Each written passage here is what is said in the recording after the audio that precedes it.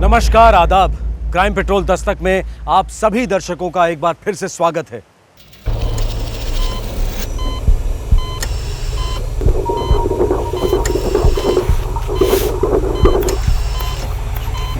First class, एकदम first class है। Doctor, बच्चा बाबा है या बेबी?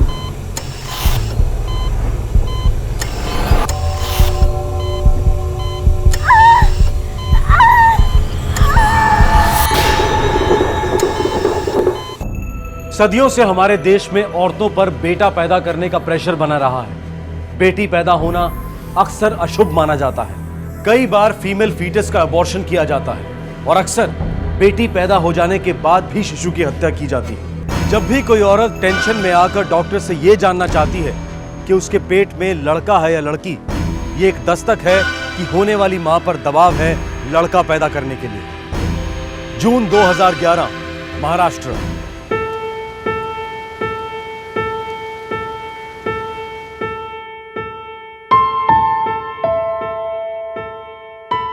बेटा, मर्द बन मर्द, जो होना वो होगा। जी बाबा। और वो डॉक्टर शास्त्री है ना, बहुत एक्सपर्ट है इस मामले में, बहुत नाम है उनका।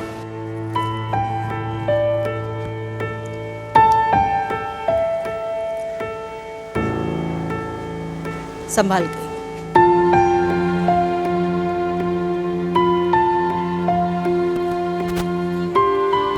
रहने दीजिए,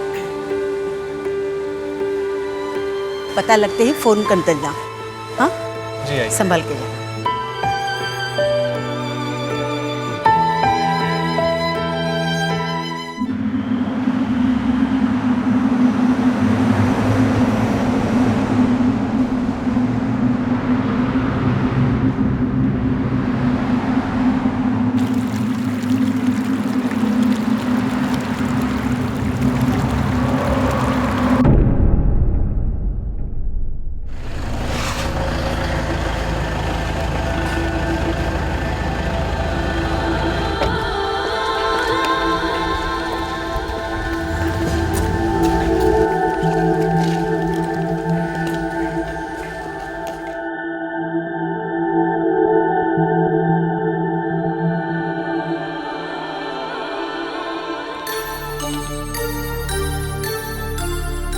अभिनंदन अभिनंदन, बेबी बिल्कुल फर्स्ट क्लास है। अंदर अंदर फुटबॉल खेला जा रहा है।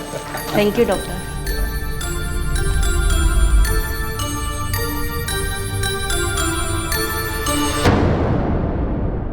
आप काउंटर पर 10,000 जमा करिए और सीधे गणेश मंदिर जाकर प्रसाद चढ़ाइए।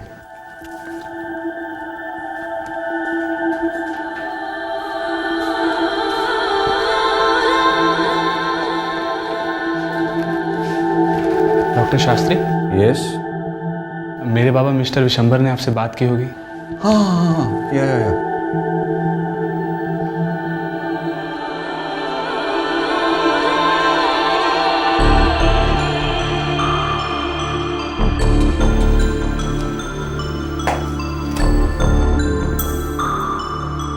टेंशन घेऊ नकोस, हा। ब्रीथ स्लोली, या। हळू श्वास घे।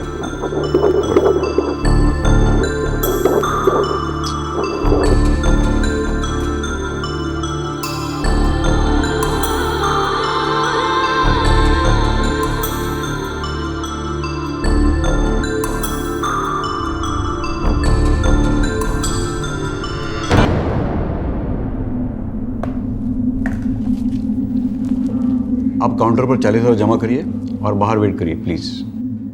मैं ऊपर तैयार करके फिर आपको बुलाता हूँ।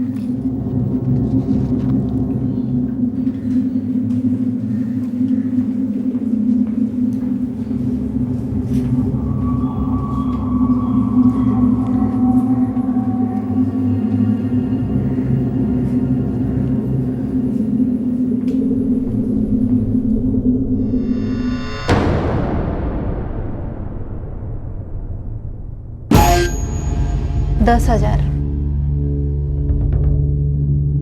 40,000, 10,000, 40,000, 10,000, 40,000। यार शिवनाथ, ये बड़ी बड़ी गाड़ियों में बड़े लोग, पर इनकी अकल इतनी छोटी क्यों होती है? क्यों रे, क्या बिगाड़ा है उन्होंने तेरा? हाँ, अरे ये नदी हमारी, नदी का पानी हमारा, अब ये लोग इसमें कचरा फेंकेंगे तो नुकसान किसका? अरे पर कोई कचरा नहीं था। गणेश जी का प्रसाद और फूल थे ना। अरे जो भी है, पर है तो अपने पानी के लिए जहर ही ना। हाँ तो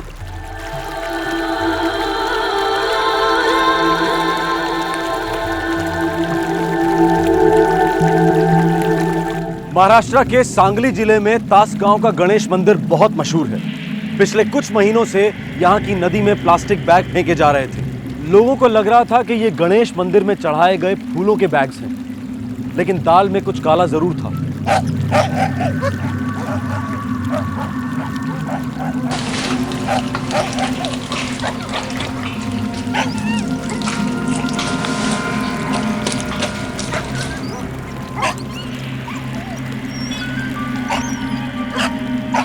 शिवनाथ, मैंने कहा था ना, इन प्लास्टिक की पोटलियों में कुछ गड़बड़ है।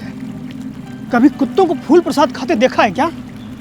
हाँ भैया भालेराव, अपने गांव में तो इतने कुत्ते नहीं थे, पता नहीं कहाँ से सूंघते हुए आ रहे हैं।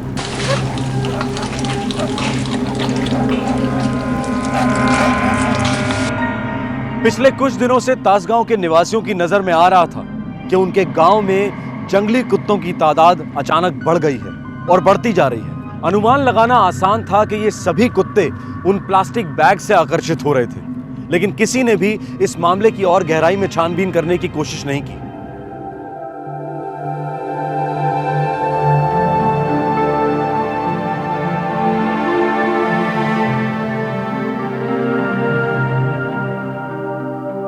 ऐसा दिल नहीं उदास करते मल्लिका, हम फिर से ट्राई करेंगे ना। और दोबारा वही हुआ तो? ऐसा बोल के मूड का सत्यानाश ना करो, हमारा नसीब इतना भी खराब नहीं होगा।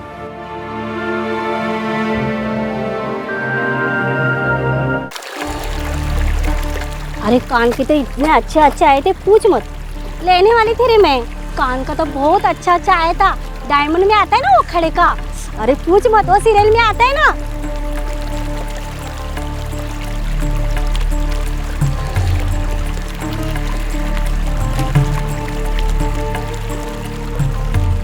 ये देखना, नदी को भी नहीं छोड़ते, कितना गंदा करके रखा है। देवारा देवारा, ये देखना प्लास्टिक के बैग में क्या पड़ा है। ये तो बच्चे के पाँव है रे। अपना पाप फेंक कर जा रहे हैं हमारी नदी में। इतनी हिम्मत! अरे कितने कमीने हैं ये लोग। पाटिल जी, उस पर कई प्लास्टिक की थैलियां फेंकी हुई है, जंगली कुत्ते फाड़ फाड़ के खा रहे। अब समझ में आ रहा है। ये सभी गर्भ 3 महीने के ऊपर के हैं और कुछ तो 5 महीने के। और ये सारे के सारे लड़कियों के होंगे, है ना? जी हाँ, बिल्कुल, सारे के सारे फीमेल फेटिसेस ही है। इसका मतलब गैर कानूनी सेक्स डिस्क्रिमिनेशन हो रहा है कहीं। और लेट एबॉर्शंस भी। ये जरूर किसी मैटरनिटी होम या फिर गायनेकोलॉजिस्ट की क्लिनिक का काम हो सकता है। सुन दे, इलाके के जितने भी गायनेकोलॉजिस्ट हैं, मैटरनिटी हॉस्पिटल हैं, उन सबकी एक लिस्ट बनाओ। इनमें से एक ना एक तो जरूर बंद होकर के रहेगा। सर, पूरे तसगांव में 25 क्लिनिक्स हैं, 15 ऑपरेशन क्लिनिक और 10 सोनोग्राफी सेंटर्स। सोनोग्राफी सेंटर में अबॉर्शन नहीं की जाता, सुन दे, उसकी तैयारी की जाती है। गैर कानूनी तरीके से पता लगाया जाता है कि गर्भ के अंदर लड़का है या लड़की। तो रेड के लिए ऑर्डर लेना होगा? सबके लिए ले लेंगे, एक भी नहीं छूटना चाहिए। इंस्पेक्टर, ये रही आपकी रिपोर्ट। अब आपको कोर्ट के ऑर्डर मिलने में आसानी होगी। Thank you doctor. सारे के सारे क्लिनिक्स पे रेड करने का इरादा है। उसकी जरूरत नहीं है, एक आसान तरीका है जिससे आप सही क्लिनिक तक पहुंच सकते हो जो ये गलत हरकत कर रहा है। और वो क्या है? हाँ, खबर लेट मिली थी, क्या करते? ये काम अरसे से चल रहा होगा, इसका मतलब है अब तक सैकड़ों इलीगल एबॉर्शंस हो चुके होंगे। बिल्कुल मैम, लेकिन सारे के सारे फीटस हाथ लगना मुश्किल है। जंगली कुत्ते खा गए होंगे सारे। लेकिन फिर भी आप असली कुत्तों तक पहुंच सकते हैं जो ये गिरी हरकत कर रहे हैं। वो कैसे? आप अपने एरिया के सभी मेडिकल स्टोर्स पे रेड कीजिए, उनके रिकॉर्ड्स और उनके सेल्स चेक कीजिए। जिस भी क्लिनिक में माइक्रोडिल वायल की सेल सबसे ज्यादा हुई होगी वो है आपकी गुनहगार क्लिनिक। ये मैक्रोडिल वाइल्स क्या होते हैं? ये वो दवाई है जिसके बिना एबॉर्शंस नहीं हो सकते।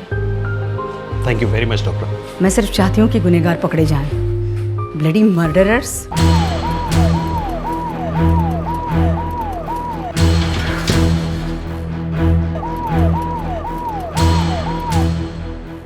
अगले 24 घंटों में तासगांव के आसपास के 56 मेडिकल स्टोर्स पर रेड हुई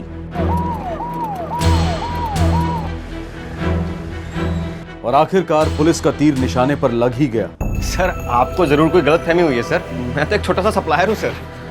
सर एबॉर्शन की दवा मैक्रोडेल के 10-12 खोखे के अंदर पड़े हुए हैं। ऐसा लगता है कि ये वही मेडिकल स्टोर है। चलो दिखाओ। हाँ सर।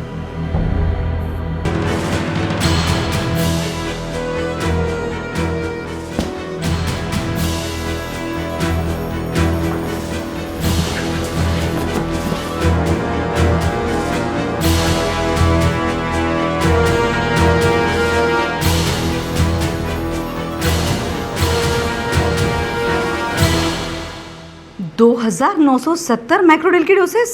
ये सारी की सारी हमें उस मेडिकल स्टोर से मिली है मैडम। कोई भी डीलर इतनी सारी डोसेज सप्लाई नहीं कर सकता। This is illegal. अरे अपना ड्रग कंट्रोल डिपार्टमेंट क्या सो रहा है? आंखों पर नोटों की पट्टी बांध करके बैठा हुआ है, और क्या करेगा? अगर मेडिकल स्टोर्स में इतना सारा स्टॉक है तो एबॉर्शंस की तादाद कितनी होगी? दिन रात फीमेल फीटस अबॉर्ट हो रहे हैं दुबे। इतनी बड़ी मात्रा में मैक्रोडेल कहां से ला रहा है तू, और किसको सप्लाई करता है? मैं सिर्फ स्टॉक करता हूँ सर। देख दुबे, किसी को भी ये पता नहीं चलेगा कि तू इन सब में इन्वॉल्व है, और किसी को ये भी पता नहीं चलेगा कि इंस्पेक्टर शेख ने इसी दवाई के 10-20 डोज तुझे इंजेक्ट किए और फिर एक काले बैग में डाल करके कुत्तों को खिला दिया। सर वो दुकान मेरी नहीं है सर, मैं सिर्फ चलाता हूँ सर। तू चलाता है सिर्फ, और तुझे कौन चलाता है? एक है। कौन? डॉक्टर शास्त्री हैं सर। एक है या और भी हैं? सर वो एक काफी है sir. Sir MH12 MH5617 maroon colour की इनोवा। इस गाड़ी में से एक प्लास्टिक का बैग उस नदी में फेंका गया था। एक गांव वाले ने इस गाड़ी का नंबर नोट किया था। MH12 वो नगर रजिस्ट्रेशन है जी। पता लगाओ कौन है इस गाड़ी का मालिक, जिसे एक नन्ही सी जान इतनी भारी पड़ गई।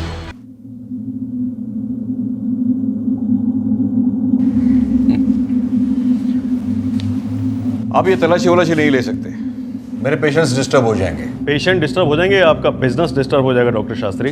क्या मतलब? जब हम आपके सारे रिकॉर्ड चेक करेंगे, आपके क्लिनिक का चप्पा चप्पा छान मारेंगे, उसके बाद में आप हमारा मतलब भी समझ जाएंगे। तलाशी लो पूरे क्लिनिक की। Yes sir. हटो हटो तुम लोग हटो।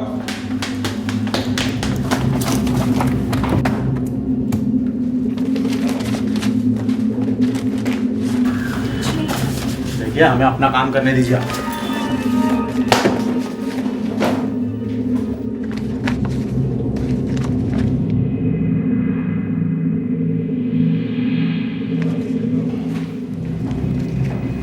Sir 19 number. किस पे भी? 16 16 क्यों? 19 और 16? 16 मतलब प्रेगनेंसी के 16 हफ्ते, 19 मतलब 19 हफ्ते। औरतें आपके पास में 16वें और 19वें हफ्ते में ही क्यों आ रही हैं अपनी प्रेगनेंसी टेस्ट करवाने के लिए? मेरा मतलब 25वें हफ्ते में या फिर 15वें हफ्ते में, 24वें हफ्ते में या 10वें हफ्ते में क्यों नहीं? Nice question. 16वें और 19वें हफ्ते में हालात कुछ ज़्यादा नाजुक होते हैं। सर पिछले 6 महीने में 10 एबॉर्शन हुए हैं। Extreme, I mean extreme cases थे, कुछ माओं की जानों को खतरा हो सकता था। 6 महीने में 10 अबॉर्शन, और आपके मेडिकल स्टोर में 2970 मैक्रोडेल की डोजेस। रेशो कुछ अजीब सा नहीं लगता आपको? क्यों? दवाइयों का स्टॉक करना जुर्म कब से हो गया? नहीं, कोई जुर्म नहीं है, लेकिन एक दस्तक जरूर है कि जुर्म इर्द गिर्द ही है, और बहुत संगीन जुर्म है।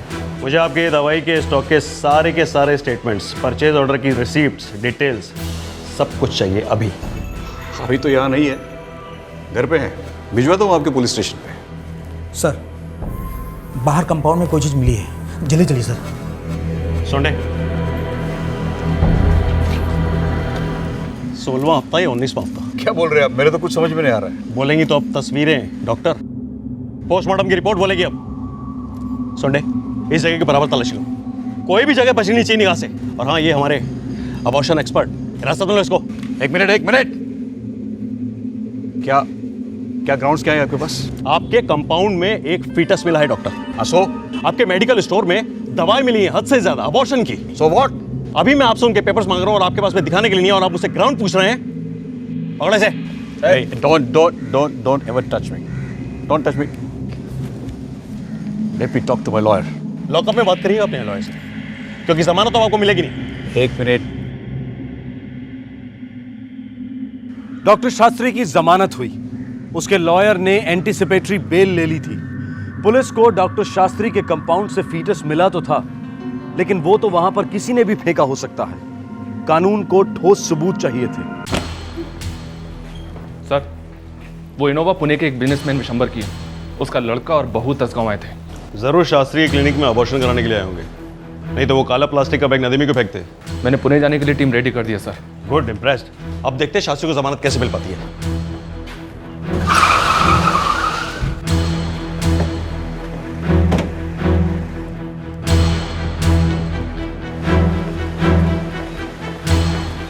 हाँ, मैं और मेरी पत्नी गए थे तसगांव। कोई प्रॉब्लम है क्या? जी हाँ, प्रॉब्लम है। क्या आप मुझे ये बताएंगे कि आप वहां क्यों गए थे? गणेश जी के दर्शन करने। अपनी मिसेज को बुलवाएंगे प्लीज। क्यों? क्या पूछना चाहते हैं आप मेरी बहू से? वही जो वो जानती हैं। देखिए, आपको जो पूछना है मुझसे पूछिए। गर्भ का सेक्स डिटर्मिनेशन टेस्ट आपका हुआ था। गर्भ में लड़की है ये जानकर के अबॉर्शन आपने करवाया था अपना। क्या बकवास कर रहे हैं आप? आपके और डॉक्टर शास्त्री के फोन रिकॉर्ड्स हैं हमारे पास में। ऐसे चश्मदीद गवाह हैं जिन्होंने आपकी बहू को फीटस फेंकते हुए देखा पानी में। पूना के गायनेकोलॉजिस्ट के भी रिकॉर्ड्स हैं हमारे पास में। काफी समय तक वही आपकी बहू को मॉनिटर कर रही थी ना। ये सब बकवास नहीं है मिस्टर विशंबर, ये सबूत है, सबूत।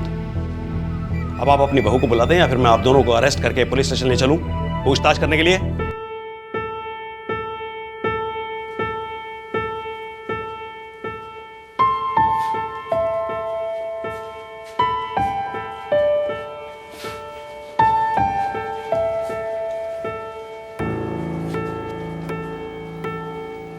मल्लिका जी, क्या ये सच है कि आपने अपना फीटस निकलवाया है क्योंकि आपके पेट में एक लड़की पल रही थी?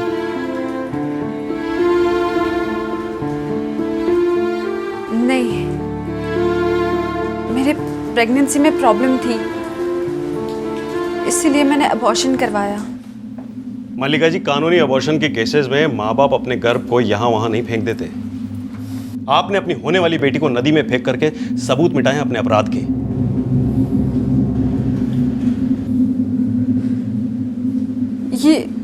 ये झूठ है। जिस डॉक्टर से टसगांव में आप मिली थी, उसने टेस्ट करके आपको ये नहीं बताया था कि आप एक बेटी की मां बनने वाली हैं, जबकि आप एक बेटा चाहती थी। और ये सुनकर के आपने अबॉर्शन करा लिया। क्या ये झूठ है? ये सच नहीं है। आप जैसी कितनी ही औरतों के गर्भ छीने गए हैं उनसे। मल्लिका जी, आज आपका एक स्टेटमेंट उस हैवान डॉक्टर शास्त्री के खिलाफ सबूत बन सकता है। Please Mallika ji, female foeticide के खिलाफ आवाज उठाइए, मदद कीजिए। मेरे साथ ऐसा कुछ नहीं हुआ है, मुझे कुछ मालूम नहीं है, कुछ मालूम। देखिए, आपको मेरी बहू से बात करनी थी, कर ली ना। अब जाइए यहां से, प्लीज जाइए। जा रहे हैं, फिलहाल अभी के लिए जा रहे हैं, लेकिन जल्दी वापस आएंगे।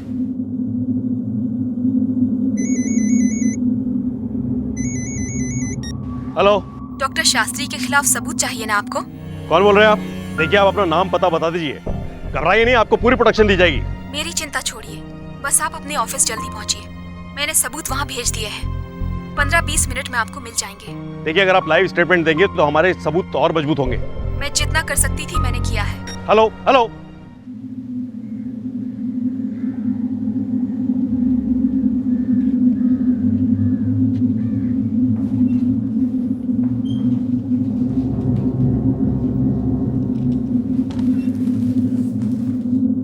सर, ये बाहर कोई बेंच पर भूल कर गया है। ये पुलिस स्टेशन है बगीचा?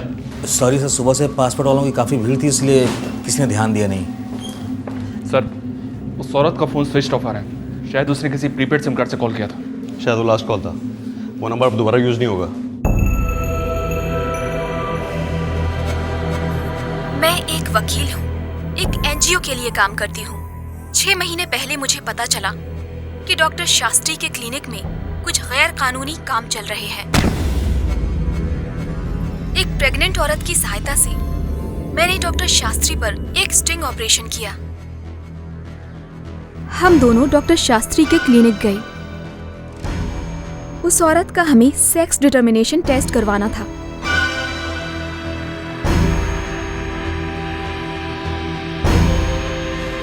ठीक है, आप अंदर 5 मिनट इंतजार कीजिए, मैं अभी आया। एक्सक्यूज मी, सिक पेशेंट, आप बाहर वेट करिए प्लीज। मेरा बैड लक था कि मैं उस रूम में नहीं जा सकी जहां doctor Shastri sex determination test कर रहे थे। मेरे पास छुपा हुआ एक पेन कैमरा भी था, लेकिन लकीली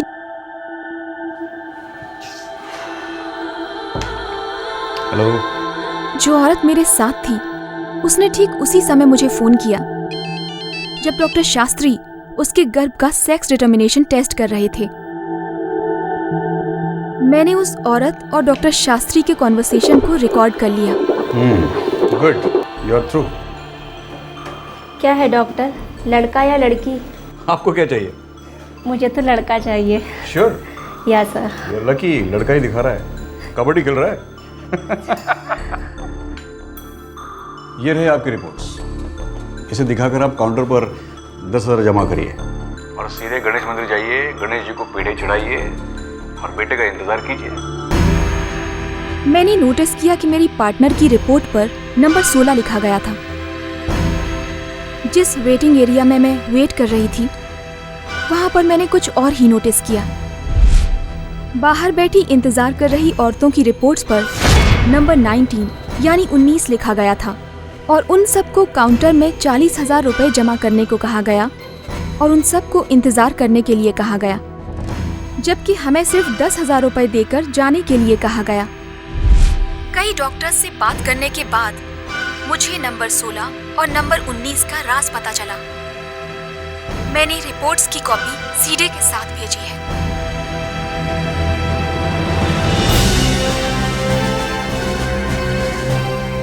गौर से देखिए, जहाँ 16 लिखा गया है उसका 6 जो है वो बी की तरह लिखा गया है। बी का मतलब बॉय। जब रिपोर्ट में 16 लिखा गया हो उसका मतलब कि गर्भ में लड़का पल रहा है। और जहाँ 19 लिखा गया है उसका 9 जो है वो जी की तरह लिखा गया है। इसका मतलब है कि लड़की पैदा होने वाली है। मैं ये सारे सबूत एक बहुत बड़े आदमी के पास ले गई थी, एक मंत्री के पास, लेकिन डॉक्टर शास्त्री की पहुंच बहुत लंबी है। तब से मेरी जान को खतरा है और मैं अंडरग्राउंड हूँ।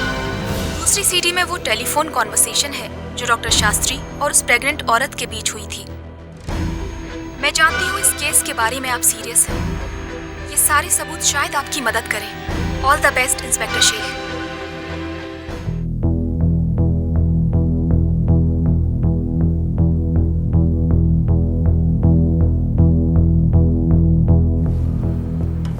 इंस्पेक्टर, इस टेलीफोनिक कन्वर्सेशन को कोर्ट सबूत नहीं मानेगी। मुझे लगता है कि अरेस्ट वारंट इशू होना मुश्किल है, एक्चुअली नामुमकिन। मैक्रोडेल वकील साहब, 2,970 डोजेज और आप कह रहे हैं नामुमकिन है? इंस्पेक्टर, एक्चुअली ये ड्रग स्टॉकिंग वायलेशन का मामला है और डॉक्टर शास्त्री अपनी दुकान खुद तो चलाते थे नहीं, वो दुबे के थ्रू चलवाते थे। तो डॉक्टर शास्त्री के नाम पर बिल फटने की संभावना है ही नहीं। शास्त्री बहुत टेढ़ा आदमी है, हमें और ठोस सबूत चाहिए।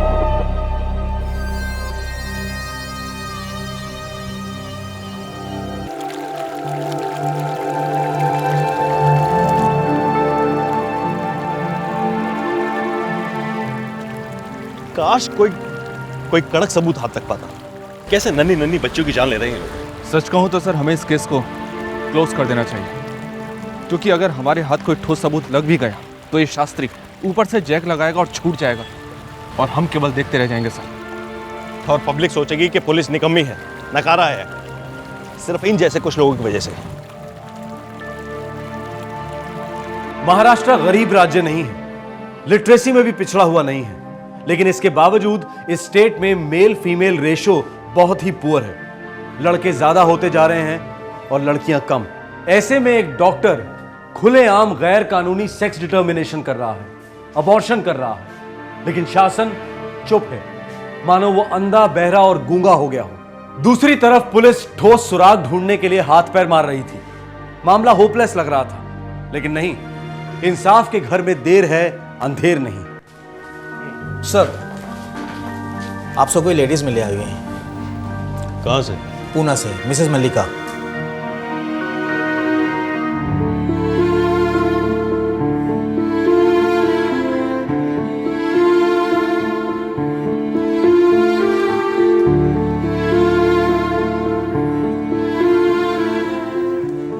नहीं सा गया ना? अब तो सच बोलेंगे आप?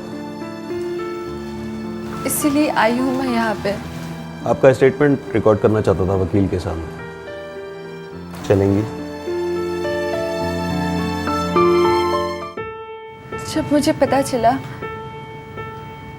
मैं माँ बनने जा रही हूँ, मैं बहुत खुश थी। बल्कि वो मेरी जिंदगी का सबसे खुशी का दिन था। पर वो खुशी थोड़े ही दिनों में चूर चूर हो गई। क्या बात है, हमारे खानदान को वारिस मिलने वाला है, क्या बात है। बहू पोता ही होना चाहिए। अरे पोता ही होगा और बिल्कुल विवेक जैसा दिखेगा। लड़का हो या लड़की, बस तंदुरुस्त रहे, खुश रहे। तंदुरुस्त ही होगा और सबको खुश करेगा, लेकिन पोता ही होना चाहिए। हमारे खानदान में सबसे पहला बच्चा लड़का ही हुआ है और ये यहाँ की परंपरा रही है। परंपरा टूटेगी नहीं, बनी रहेगी, तुम्हें चिंता करो ना। का उस दिन मुझे थोड़ा खराब लगा, थोड़ा गुस्सा भी आया था, लेकिन मुझे क्या पता था कि मेरे सास ससुर और मेरे पति तीनों मिलकर लड़का होने पर इतना जोर क्यों दे रहे हैं। रो क्यों रही है? एक छोटा ही सा तो टेस्ट करवाना है। मुझे नहीं करवाना, भगवान जो देगा वो सही होगा। इतने नखरे तब दिखा जब तू पोते का मुंह दिखाएगी, समझी? हमारे खानदान में पहला लड़का मतलब पहला लड़का, वही आगे जाकर हमारे खानदान का बिजनेस संभालेगा और जमीन उसी के नाम होगी। अपने मर्जी के खिलाफ मैं 5 जून को अपने पति के साथ तस्गांव गई, अपने होने वाले बच्चे की सेक्स डिटर्मिनेशन कराने के लिए। सॉरी, लड़की है।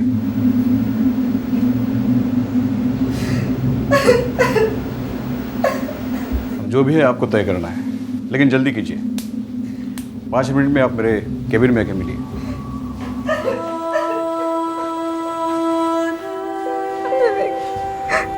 हमारी बच्ची है, तुम्हें बहुत प्यार करेगी। बेटे के बाद इसका नंबर आएगा, पहले बेटा ही होगा।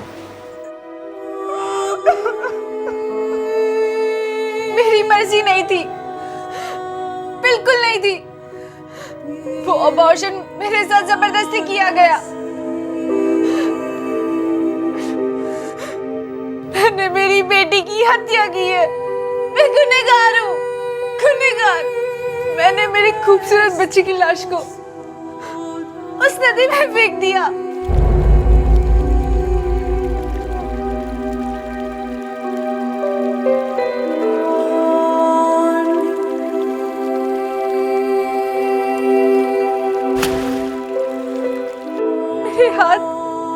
मेरी आत्मा जोर जोर से कांप रहे थे। शायद भगवान मुझे कभी माफ नहीं करेगा, लेकिन मैं उन सब लोगों को सजा देना चाहती हूँ जिन्होंने मुझे ये महापाप करने के लिए मजबूर किया है। मेरे सास ससुर, मेरे पति और वो डॉक्टर शास्त्री।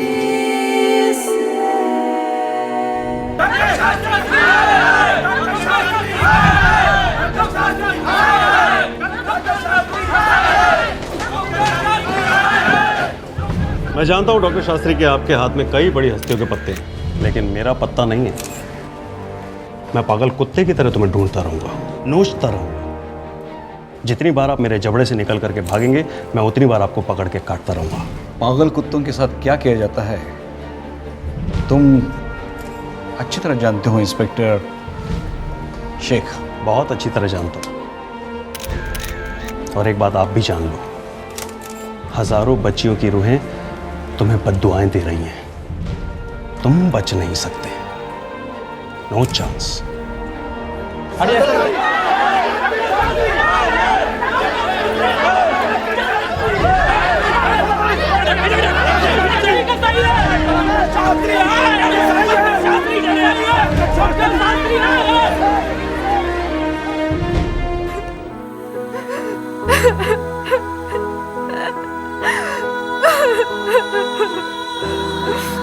मेरी बच्ची।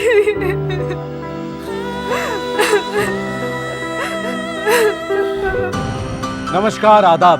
क्राइम पेट्रोल दस्तक में आप सबका स्वागत है।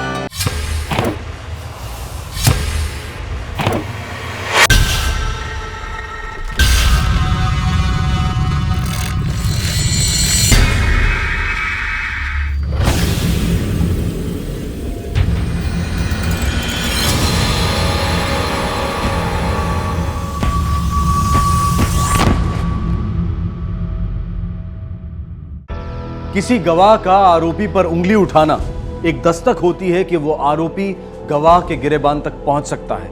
उस गवाह को प्रोटेक्शन की जरूरत होती है, खासकर तब जब गवाह और मुजरिम एक दूसरे को जानते हो। अगर आरोपी के खिलाफ मजबूत केस नहीं बना और वो छूट गया तो फिर क्या कहने। उसकी जुबान पर सिर्फ एक ही शब्द होता है, बदला। जून 2011, गोरेगांव, मुंबई।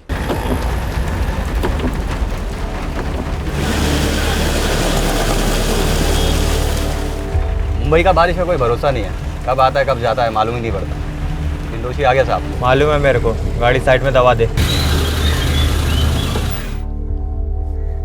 डिक्की खोल।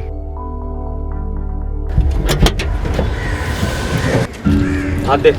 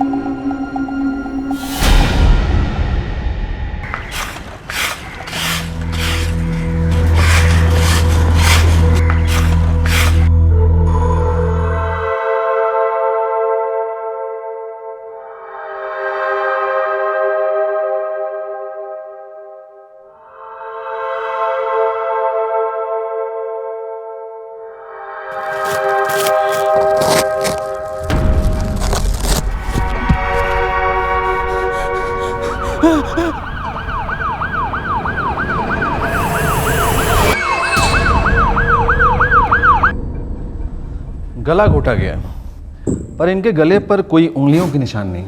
उम्र क्या होगी? यही कोई 40-45 के आसपास। कोई सेक्सुअल असॉल्ट? नहीं नहीं नहीं, बिल्कुल नहीं। कोई स्ट्रगल, मतलब कातिल के साथ कोई हाथापाई? No struggle.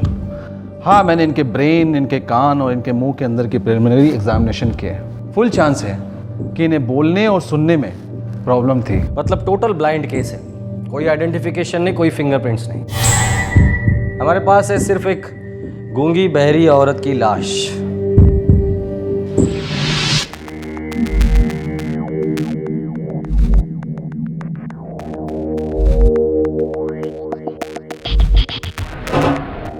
ये तो रेलवे यार्ड का स्टैंप है।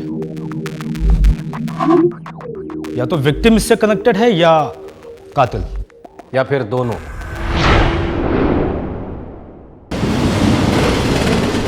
हाँ सर, ये कार्टन हमारे डिपो का है।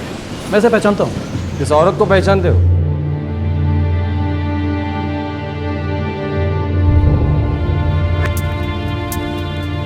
अरे सोटे के साहब, ये तो हसाफरित आई है ना, आप पहचानते नहीं क्या इसको? नहीं सर, सॉरी, मैं इसे नहीं पहचानता। इस औरत की लाश इस कार्टन में मिली है। आप बेचारी गूंगी बेरी थी ये तो। क्या काम क्या करती थी? रेलवे के मेडिकल डिपार्टमेंट में काम करती थी। अच्छी भली औरत थी, किसी से कोई लेना देना भी नहीं था इसका। पता नहीं साहब उसको मार के क्या मिला है किसी को। जनरल क्लरिकल जॉब्स करती थी, रिकॉर्ड्स रखना, फाइलिंग, टाइपिंग। यहाँ कब से काम कर रही थी? पिछले साल से। पति रेलवे में था, एक्सीडेंट में मारा गया, तो इसे जॉब दे दी गई। रहती कहाँ थी? यही रेलवे क्वार्टर्स में। काम पर कब से नहीं आ रही है? वैसे तो रोज आती थी, पर कल संडे था तो सेंटर बंद था।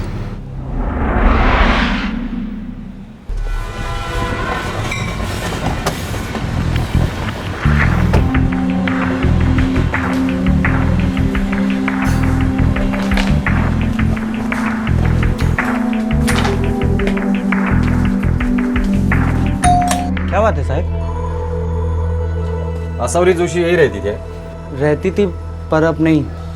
तुम लोग कौन हो? साहब मैं मुकेश कुलकर्णी, ये मेरा छोटा भाई सुरेश कुलकर्णी। साहब मेरी आई। सब ठीक तो है साहब? आप लोग इधर? देखिए, हमें एक लाश मिली और आइडेंटिफिकेशन के लिए आपको हमारे साथ चलना होगा।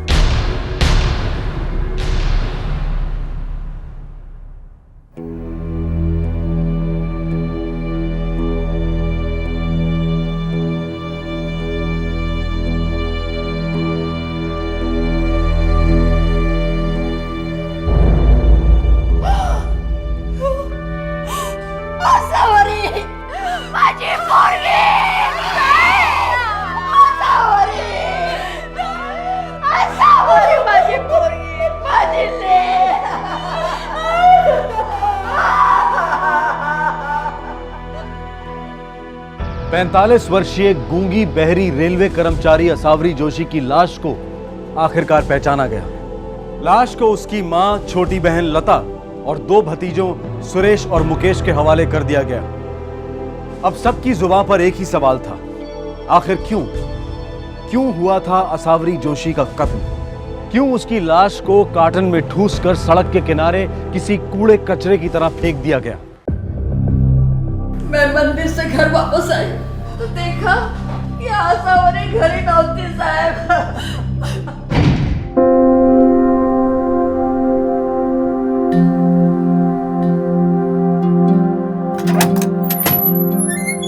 आसावरी, अगं बेटा आसावरी, कुठे आहेस तू?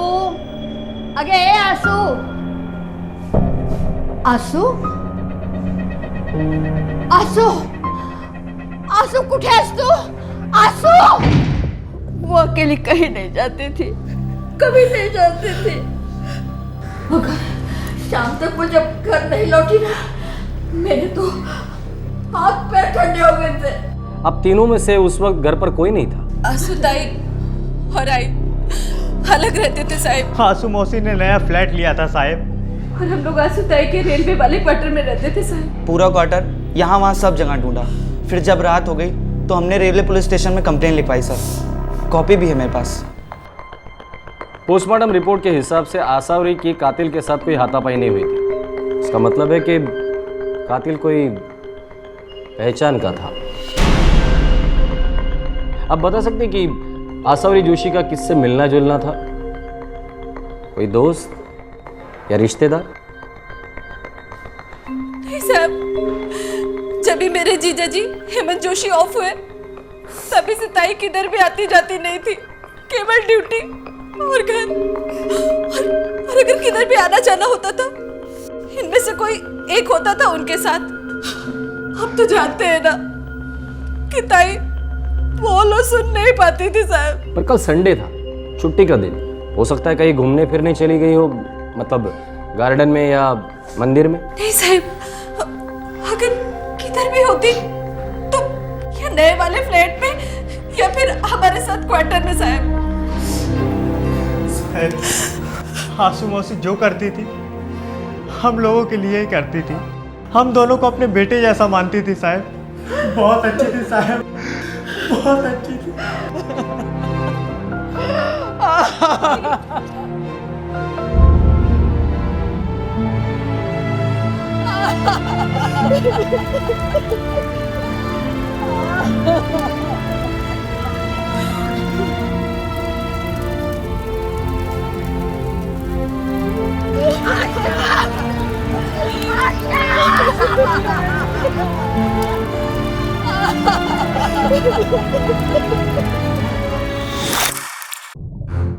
गूंगी थी, मतलब दम घुटते समय चिल्ला भी तो नहीं सकती। लाश को कार्टन में डालकर ठिकाने लगाया गया है।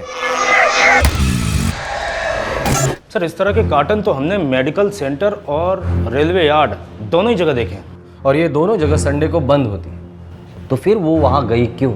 मान लेते हैं एक बार को कि गई होगी, मगर जब भी वो घर से निकलती थी अपने भांजे को साथ लेकर निकलती थी हमेशा।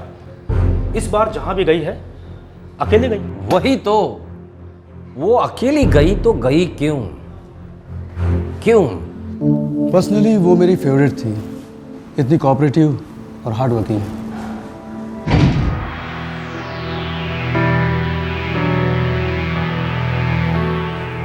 ओ सब भाई 6:30 बज गए, घर नहीं जाना है क्या?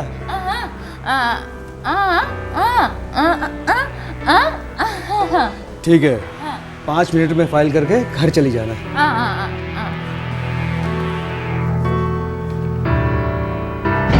एक दिन भी छुट्टी नहीं, एक दिन भी लेट नहीं, किसी से उसकी कोई शिकायत नहीं। तो ऐसी औरत की कोई जान क्यों लेगा डॉक्टर साहब? किसी के साथ दुश्मनी थी? दुश्मनी तो मैं इमेजिन भी नहीं कर सकता। किसी के साथ कोई खास दोस्त थी? देखिए विधवा थी इसलिए पूछ रहा हूँ।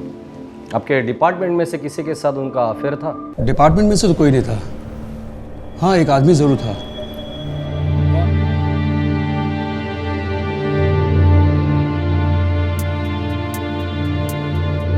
हर तीसरे चौथे दिन वो यहाँ आता था, कोई ना कोई बीमारी का बहाना बनाकर, और घंटों यहाँ बैठा रहता था। लफड़ा कुछ नहीं था साहब, बस मैं आशावरी को बहुत पसंद करता था साहब। इतना पसंद करते थे कि उसकी तस्वीर भी नहीं पहचान पाए तुम? नहीं सर, सॉरी, मैं इसे नहीं पहचानता। मैं डर गया था साहब। शादीशुदा हो, 2 बच्चे हैं? जी हाँ साहब। अच्छा ये आसावरी का पति तुम्हारे साथ ही काम करता था ना? जी हाँ साहब, लेकिन मेरा कोई लफड़ा नहीं साहब। तुम लफड़ा करना चाहते थे पर आसावरी तुम्हें घास नहीं डाल रही थी, उसके साथ सोना चाहते थे, हाँ या ना? अच्छा बता, संडे को कहाँ था तू? संडे को मैं घर पे था साहब, अपनी फैमिली के साथ, पूरे दिन मैं उन्हीं के साथ था साहब। तो आसावरी को मारने का टाइम कब मिला तुझे? नहीं साहब, मैंने नहीं मारा साहब, मैंने नहीं मारा उसे, भगवान की कसम साहब। मैं तो सिर्फ उसे पसंद करता था साहब। गूंगी बहरी थी, बेचारी थी। सही थी ना? तुम्हारे लिए तो बिल्कुल सही थी। गूंगी थी तो मुंह नहीं खोलती थी, कोई सरदर्द नहीं, जब जी किया तब मजा कर ली। पर उसने मना करी, इसलिए गुस्से में आकर तुमने उसको मार डाला, हाँ या ना? नहीं साहब, नहीं साहब, साहब मैंने उसे नहीं मारा साहब, नहीं साहब, मैंने उसे नहीं मारा साहब, नहीं साहब। पुलिस को सुपरवाइजर पर गहरा शक था, लेकिन पुलिस की तहकीकात से यह पता चला कि सुपरवाइजर वाकई पूरा दिन अपने परिवार के साथ घर पर था और उसी दौरान आसावरी का कत्ल हुआ। सुपरवाइजर अब शक के दायरे से बाहर था और फिलहाल अब शक के दायरे में कोई नहीं था। पुलिस समझ ही नहीं पा रही थी कि कोई एक मासूम गूंगी बहरी औरत का कत्ल क्यों करेगा। सर इस केस की बैकग्राउंड मैंने चेक किया।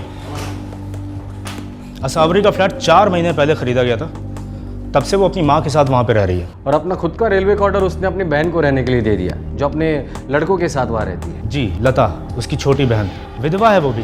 उसके हस्बैंड की डेथ 5 साल पहले रोड एक्सीडेंट में हो गई थी। ये फ्लैट खरीदने से पहले ये सब लोग एक साथ ही रहते थे ना? पूरा परिवार आसावरी की सैलरी पे ही चलता था। उसकी छोटी बहन की नौकरी तो पक्की है नहीं, फिलहाल किसी किताब की दुकान पे काम करती है। और उसके लड़के? छोटा सुरेश कॉलेज में है, बड़ा मुकेश 2 साल पहले ड्रॉप आउट हो चुका है कॉलेज से। बाहर छोटा मोटा कुछ काम करता है सर।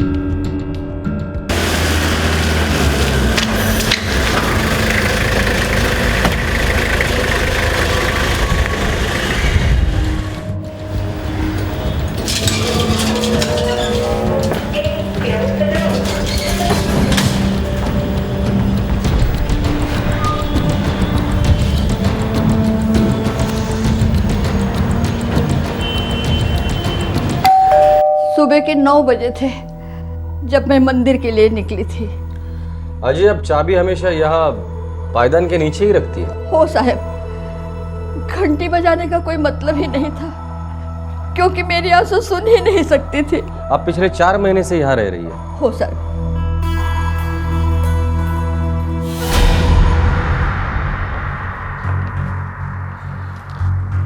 इसमें क्या है? ये कुछ सामान है जो हम रेलवे क्वार्टर से लाए थे। पिछले कई दिनों से हम दोनों सोच रहे थे कि इसका कुछ बंदोबस्त करते, लेकिन अब क्या करूं इस सामान का। भगवान ने अच्छा बंदोबस्त कर दिया रे। मेरी आंसू को मुझसे छीन लिया। काय के लड़ तो बाजा बरोबर। आंसू, आंसू।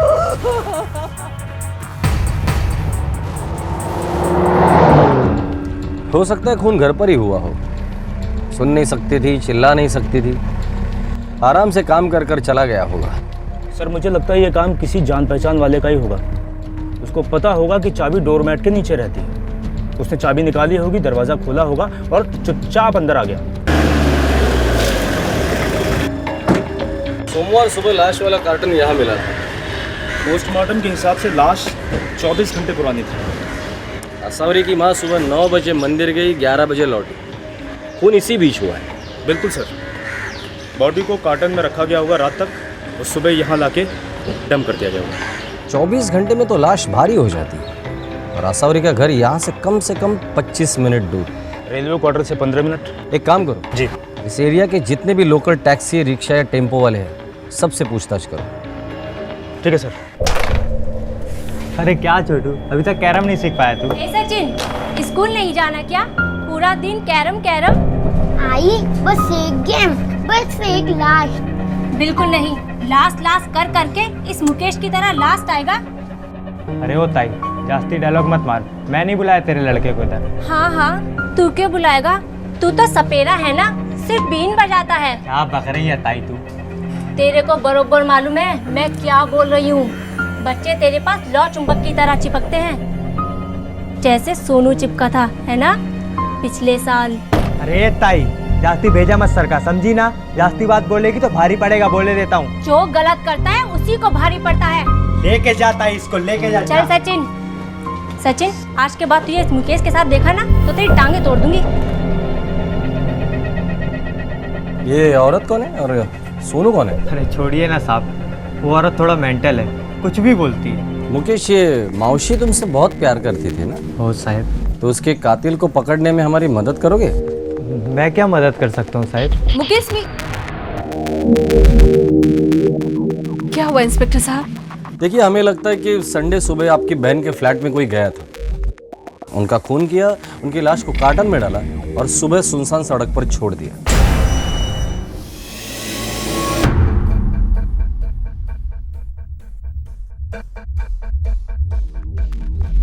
ये कातिल जो कोई भी था, वो ये जानता था कि घर की चाबियां कहाँ हैं। वो ये भी जानता था कि आपकी माँ सुबह 9 से 11 के बीच मंदिर चली जाती है, और वो ये भी जानता था कि आसावरी घर पर ही और कहीं नहीं। अब आप तीनों मुझे एक बात बताओ, वो कौन है जो ये सारी बातें जानता है?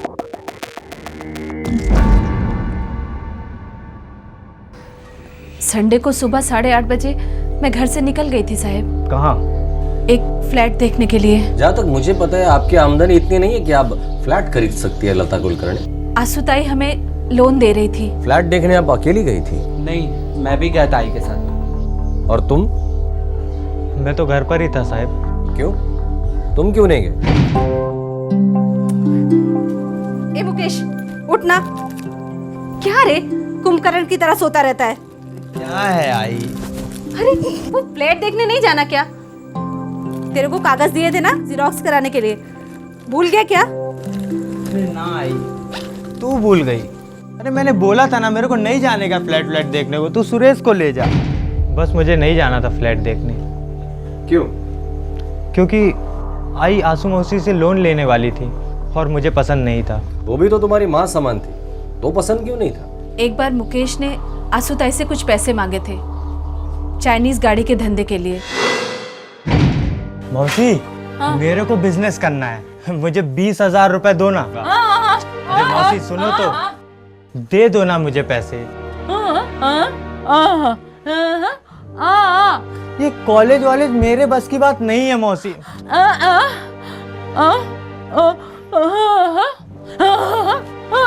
आपको क्या लगता है मैं दिन भर आवारागर्दी करता रहता हूँ? अरे नहीं मौसी, मैं काम ढूंढता रहता हूँ, काम, मुझे बिजनेस करना है।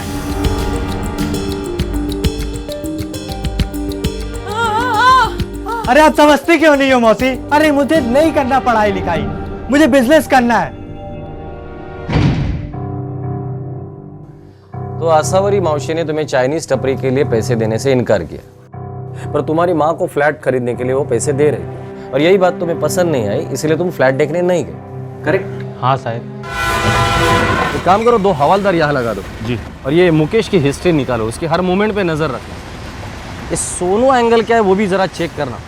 Yes sir. मुकेश मुझे थोड़ा चिपचिपा लग रहा है। एक सीधी सादी गूंगी बहरी 45 साल की विधवा का कत्ल हुआ था, जो अपने आसपास के लोगों से बहुत प्यार करती थी। इस केस का सबसे बड़ा सुराग एक दूसरे केस से मिला, एक किडनैपिंग और मर्डर केस से, जो असावरी जोशी के इर्द गिर्द ही हुआ था। दरअसल असावरी इस केस से जुड़ी हुई थी। सोनू रेलवे कांस्टेबल का लड़का था सर, 6 साल का। असावरी के रेलवे क्वार्टर से 2-3 घर आगे रहता था। ये वही घर है ना जहाँ लता अपने 2 बच्चों के साथ रहती है? Exactly sir. 1 साल पहले सोनू किडनैप हुआ, 7 मई 2010 को गायब हुआ, 9 मई 2010 को उसकी डेड बॉडी मिली, और केस अभी तक अनसॉल्व है। ये इसमें मुकेश का क्या कनेक्शन है? मेन आरोपी वही है, मुकेश।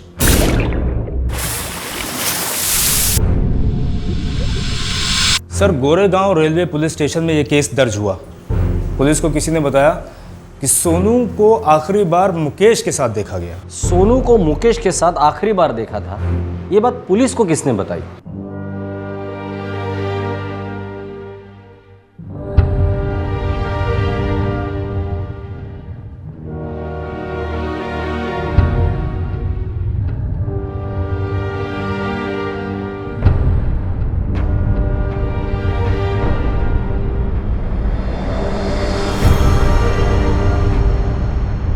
असावरी जोशी, उसने सुबह मुकेश और सोनू को एक साथ देखा।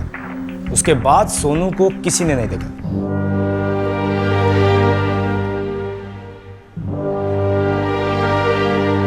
इनका कहना यह है कि सुबह सुबह ये ऑफिस जा रही थी और ऑटो का इंतजार कर रही थी, तो इन्होंने देखा कि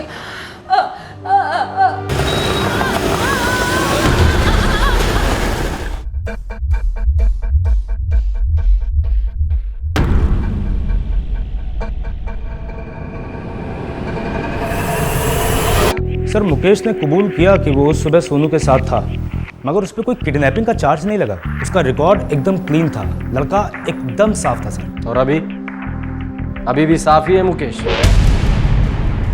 साहब, आंसू मौसी सच ही कह रही थी। उन्होंने मुझे देखा था सोनू के साथ, और वो सही थी। इस बात को लेकर मुझे उनसे कोई नाराजगी नहीं थी साहब। चाइनीज गाड़ी के लिए लोन देने से मना किया था, इस बात का भी तुम्हें गुस्सा नहीं था? ऊपर से एक किडनैपिंग के केस में उसने तुम्हें आरोपी साबित किया था, इस बात का भी तुम्हें गुस्सा नहीं था? संत महात्मा है क्या तू? मेरा यकीन कीजिए, मुझे उनसे कोई बैर नहीं थी। हर वो जो भी कहती थी मेरे भले के लिए ही तो कहती थी साहब। वो मेरे माँ समान थी साहब, माँ ही समझिए।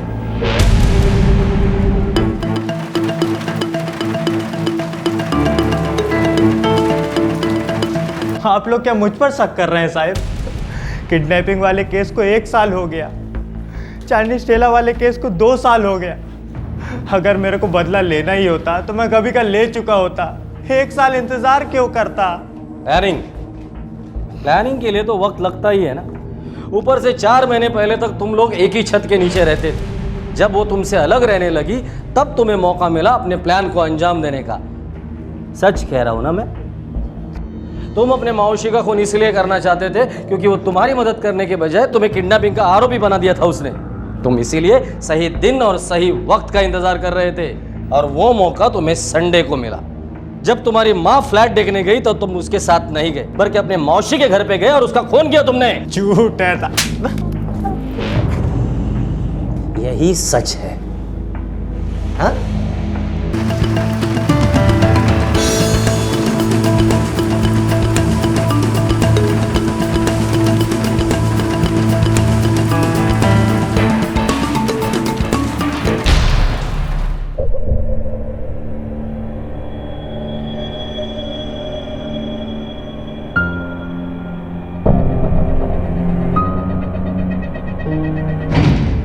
साहब डिंडोशी आ गया। मालूम है मेरे को, गाड़ी साइड में दबा दे। ले डिक्की खोल, हाथ दे।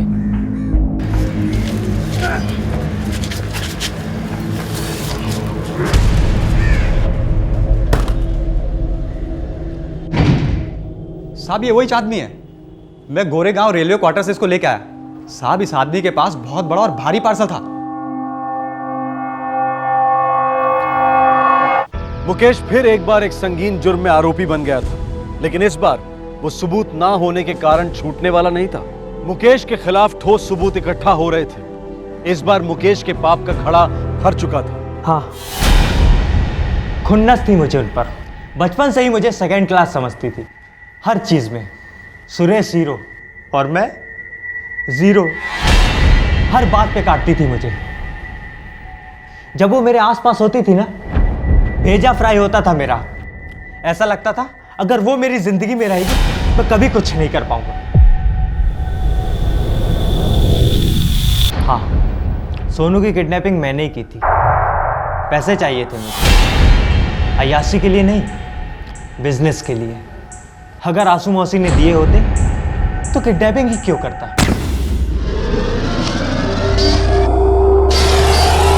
मैं फिरौती मांगने ही वाला था।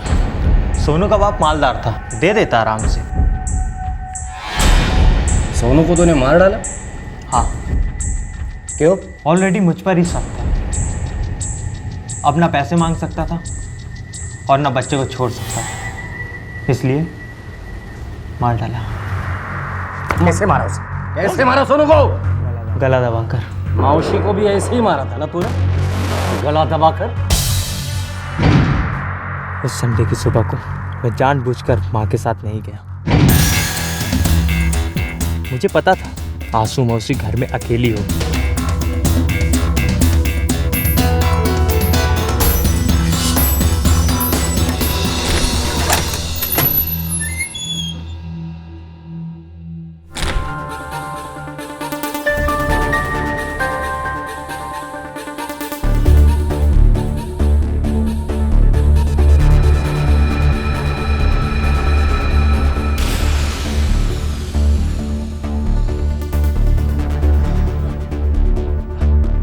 भी आया। मौसी भूख लगी, कुछ खाने को दो ना। हाँ आप बना के लेके आओ, मैं यहीं हूँ। मैं वहाँ पहुँचा और कहा मेरी माँ जल्दी निकल गई, नाश्ता नहीं बनाया, भूख लगी है। लेकिन मौसी को मालूम नहीं था मुझे दरअसल उनके जान की भूख थी।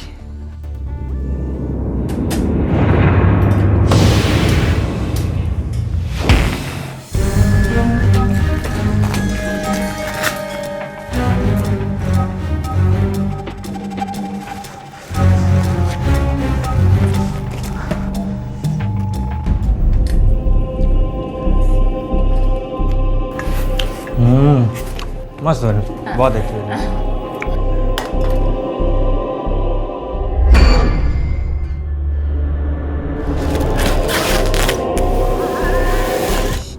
रेलवे क्वार्टर के डंपिंग एरिया में सालों से कोई गया नहीं था। उस दिन मैं गया आंसू मौसी के साथ, पूरा दिन उसे वहीं रखा। फिर दूसरे दिन सुबह जाकर लाश को सड़क पर छोड़ दिया।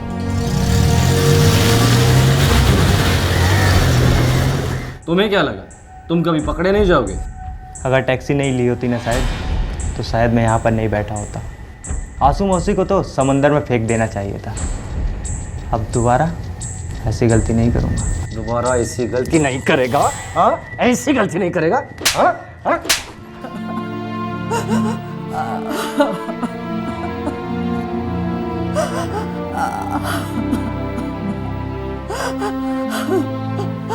मुकेश और उसकी मौसी असावरी के बीच बिजनेस लोन को लेकर हुई अनबन इस केस की पहली दस्तक थी।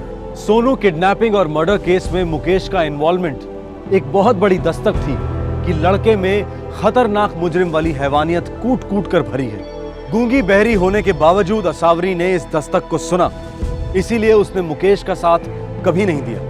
पर मुकेश की माँ और नानी ने इस दस्तक को सुनकर भी अनसुना कर दिया और इसकी कीमत चुकानी पड़ी असावरी को। हर जुर्म दस्तक देता है, ध्यान से सुनिएगा, जाने बच सकती हैं। फिर मिलेंगे अपना ख्याल रखें, सुरक्षित रहें। जय हिंद। इस तरह के और भी एपिसोड देखने के लिए हमारे चैनल को सब्सक्राइब करें और बेल आइकन दबाना ना भूलें।